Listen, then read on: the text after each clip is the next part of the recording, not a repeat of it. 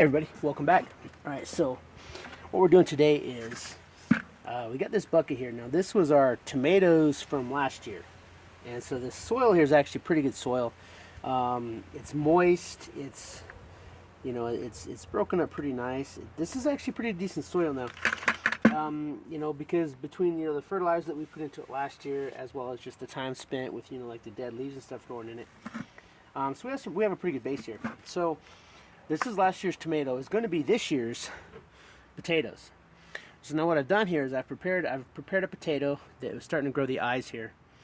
And basically all we're going to do is we're going to set this down on top of this little bit of soil here on the bottom. And so I got it cut into 3 pieces. So we got 3 eyes going on there. And I got those pointing up. Then now what we're going to do is over here we have our excess soil from the original bucket. I took out what I needed using our M48 op shovel here. And now all we're going to do is we're just going to put dirt over the top of these potatoes. Now then, as they start growing, because this season is starting to get better. Now as you start growing and they start leafing out, then we cover them up again. And we just keep going. We just keep covering up loosely. We just keep covering those up. Now when this bucket gets up to about here, we're going to have a whole bunch of leaves out here. Now when this stuff dies out, we're going to be left with a bucket full of potatoes. We'll dump it out. Hopefully we'll be able to save some of the soil. There'll be a little bit of the soil we can save, and then we'll put the soil back into another one of our buckets.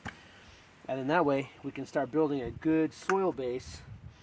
And then as we add fertilizer, and then we'll dump this into our compost pile, which is full of all of our good stuff, like our coffee grounds, our eggshells, all of our all of our vegetable clippings. And I'm ordering in some earthworms, so we can throw those earthworms into our compost pile, so we can get those, the worm castings thrown in there as well. So that's what we're doing with this. So this is going to be our first bucket of potatoes.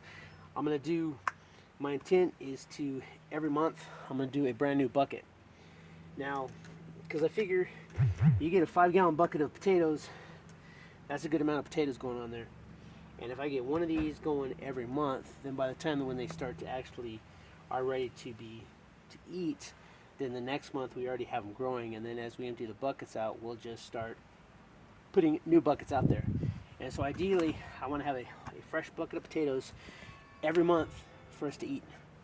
And so if we can have a fresh bucket of potatoes every month, so if it takes this bucket 6 months to reach maturity, then as soon as this bucket is empty, I start a new one. So every 6 months or so, we have a brand new fresh bucket of potatoes. And the good thing about this is that this is also something that we can grow in the house, because then we can actually get this to grow, and then during the winter months we grow it in the house, and so we can constantly have a fresh bucket of potatoes every month to eat. So that's what we're doing this week. All right, until then, keep prepping.